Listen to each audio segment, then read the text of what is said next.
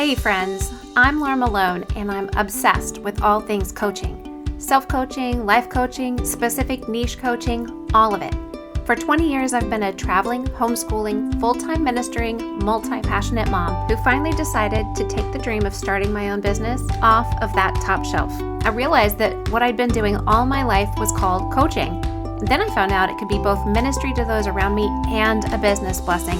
Now I'm sharing everything I've learned over the years as coach, entrepreneur, and imperfect human who's still in process. I'm inviting you to my table laid out with a feast of spirit-led strategies, tangible tools, growth God's way, and clarity about your callings in life. So get ready to become the hero in your own story and an amazing guide to others. And now, enjoy the show. Welcome back to the Christian Life Coach Collective. Today we're talking about how to let people know that you are a coach.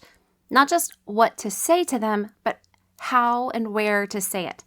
So you want to coach people, but people don't even know what a coach is. They don't know what a coach does. They don't know that you are one, and they're not aware of the results you can get them. And mostly, a lot of people don't even know that they have problems. And if they know they have a problem, they don't know it can be solved. So first, you need to be able to say, I'm a coach. I'm a life coach. I'm a health coach. I'm a fitness coach. I'm a mindset coach. I'm a coach for moms with little ones. I'm a coach to moms who had children later in life. Whatever it is, okay, you got to craft an I help statement. So mine is, I'm a Christian life coach and I help people who want to guide others become amazing coaches through my podcast, my one-to-one coaching, and my greenhouse training course. So you say who you are, you say who you help, and then you say how you help them.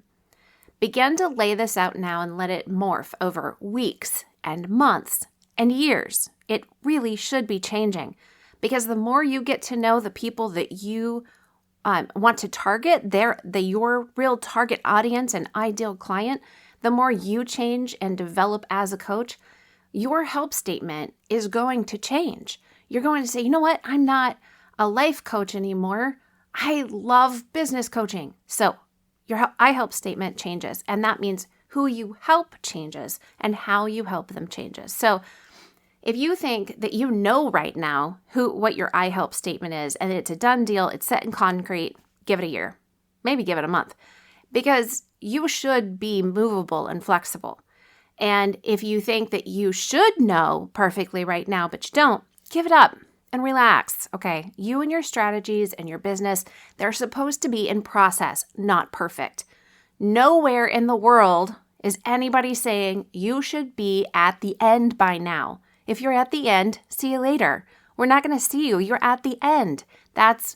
If perfect is at the end and process is not allowed in your life and in your business, then say goodbye. That's the end, right? That's not a fun way to live. So let yourself be in the middle, and the middle is usually messy and movable, okay? If you lock yourself into the mindset you should be perfect now, your I help statement should be perfect now, your marketing, your business, your client results, all should be perfect and not in process, then you probably need a life coach. So you don't have to become a marketer like all the marketers that you're thinking of probably, but you do have to market. Simply put, marketing is just letting people know about a product or a service. It doesn't have to be creepy, scammy, sleazy, manipulating, and I encourage you to resist the desire to run away from marketing just because you don't know how to do it in a way that's authentic and simple for you.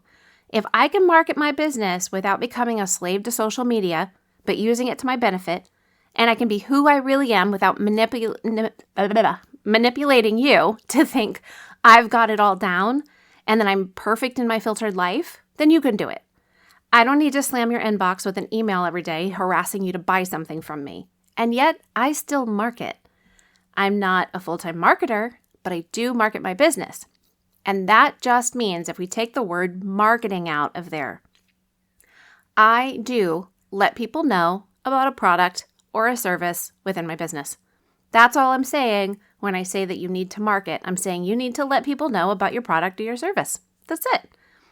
but you're probably hearing the word marketing and it's associated with something in your mindset. Your paradigm sees the perspective of marketing as something that you don't enjoy, unless you do. Awesome. Help the rest of us. So let yourself grow as a coach and an entrepreneur and a business owner into the revelation that marketing is now part of your job. And the longer you resist it, the longer you put off having clients. I'm so sorry to tell you. So, I'm growing in more ways of marketing. I'm learning. I'm still learning. I can coach all day long, but marketing is something that I'm in process with. But if I can leave my marketer scam fear behind and my mindset about it and go on to do it, then so can you. It has to be done. So you have to decide how you want to do it. There are a lot of ways to market out there. Not every way is going to work for everyone. So someone will try marketing in one way and it might work for a little while, might not work at all. And then you try a different one and it may or may not work and you try a different one. Here's the key. You have to try. With everything, there has to be trying, there has to be testing. If you want a done for you, will always work for you something, then I have property at, oceanfront property in Arizona. Yes. I can sell you that along with my oceanfront property in Arizona. So there is no magic solution out there. You actually have to do the work. This is what being a business owner is all about. Do not believe anybody on Facebook that puts an ad out there that says they have the absolute perfect solution for you. Their perfect solution will work for 5% of the people who pay for it. It will not work for the rest. And those people will go on to buy somebody else's magic solution, and it will only work for 5% of them. So there's a lot of ways out there, and it's going to require some research, but it's also partly what I'm doing here. I want to help you, and I want to help you not be so scrappy about it, but actually resist doing the things that aren't going to work for you for sure. All right. Social media is only one way of marketing. In-person marketing or using something like a LinkedIn networking social platform, that's another.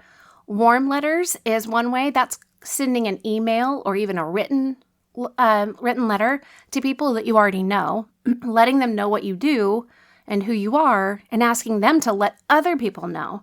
So you can craft an email that they can forward. You can craft an email that has a link to it. You can write a handwritten letter.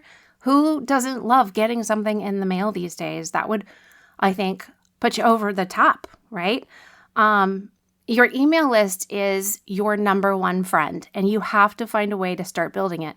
It's one of the only things you own because nothing you put on social media belongs to you and it doesn't live forever. If Instagram, let's say when Instagram or Facebook goes down for a day or more, you can't reach anybody. All of your strategies on social go away, but your email address is still owned by you. It doesn't go away. And I'll just say that if your email address, not your email address, your email list, if it goes away, you have different problems, and I hope you have a garden planted, okay? Because that's the day the world changes and goes a different direction. Another way to let people know what you do is Pinterest, and I really recommend it because Pinterest is actually another version of Google.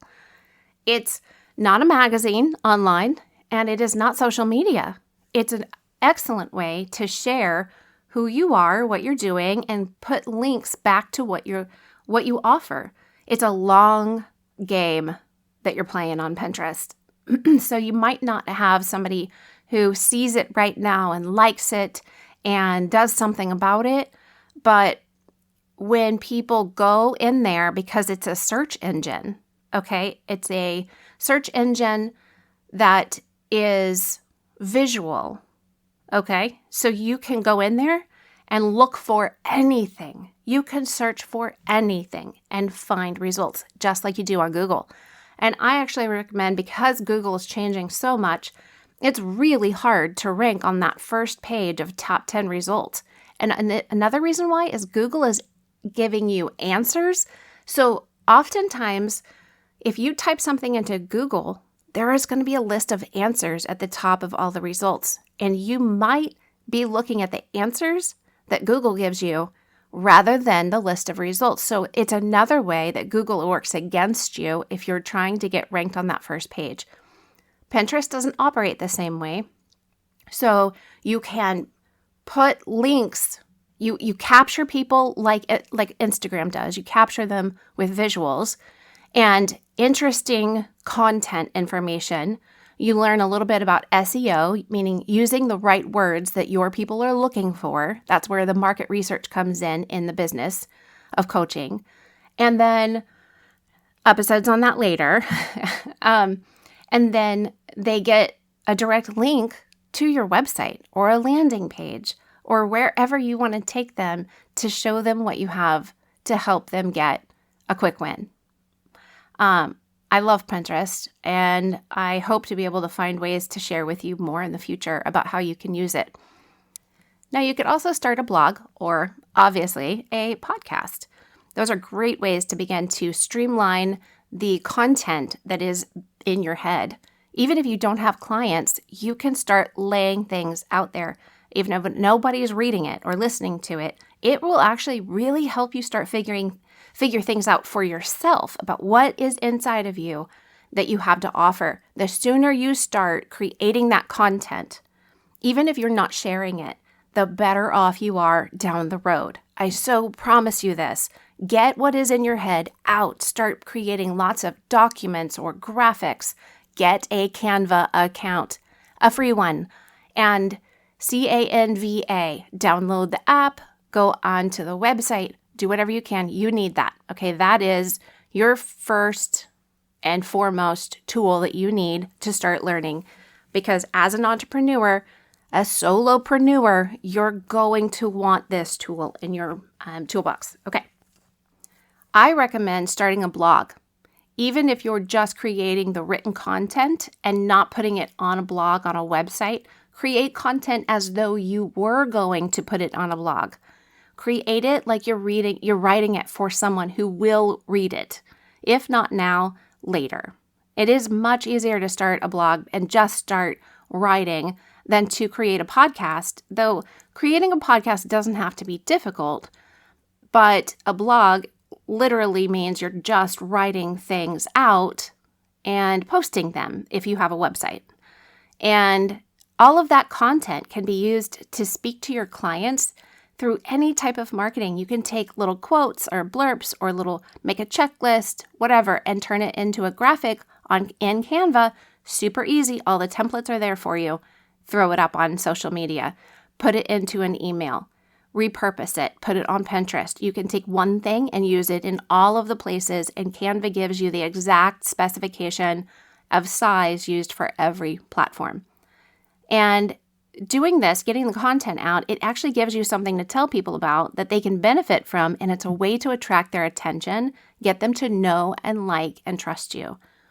So start thinking about where you want to be, and if you decide social media is the right place for any or all of it, pay attention to where the people you want to talk to and work with spend their time. Do a little research about the demographics of each platform. If you ask my teenage girls where they hang out, nobody has a Facebook account. That's for old people like me. That's what they will tell you. So they hang out on Instagram, Snapchat, and TikTok. Mostly TikTok. I don't love TikTok. I don't want them to have any social media. And I'm very limiting on everything that there is in my family, but also I teach them to self-govern. And we have a lot of conversations about what's going on out there in the world. But you need to know that if you're looking to talk to younger people, you're going to need to be where they are. They're not going to come looking for you on Facebook or LinkedIn. If you want to talk to professionals, you need a LinkedIn account. If you want to talk to people who are 35 and up, you need a Facebook account.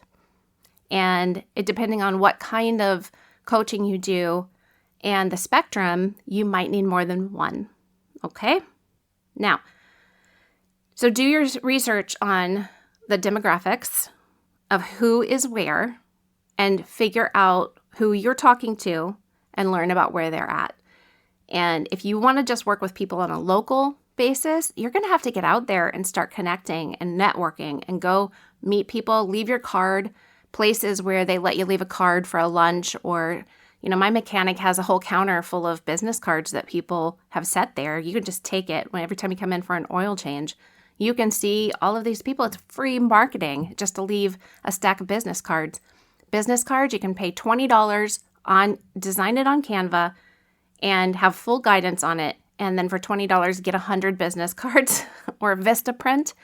And it's pretty cheap to get that just to have something in your pocket. I won't tell everybody that you have to go get a business card, but it is a great way if you want to be networking locally. It's really smart to have some business cards everywhere. It's like carry them around where I carry my reading glasses. They're in my purse, my computer bag, my car, wherever I need an extra pair of reading glasses to reach for, that's also where a stack of business cards should be. But if you want to work with anybody anywhere online, you're going to need some form of social media to help them know about you. You can't expect to attract anybody if you don't tell anybody. And without clients, you're going to feel not just a lack of money, you're going to feel a lack of confidence, a lack of just taking pleasure in what you do, and you won't get the experience you need in order to get more clients. So you might have to sacrifice some of your long-held beliefs and fears and things that you've held on to and reframe them to make them things that are working for you instead of things that you're just standing against. Begin thinking about it now and doing some research, and we're going to talk more in the future about specific steps to take. But ask the Lord, where are you supposed to be? How are you supposed to be reaching people? How are you supposed to be sharing who you are, what you do, and who you help? And where does He say is the place He wants to use you? God uses social media, friends. He uses Pinterest and Google and LinkedIn. He uses blogs and podcasts. He will use whatever limited things we have in front of us. He will use them. He will bless you. He will give you favor.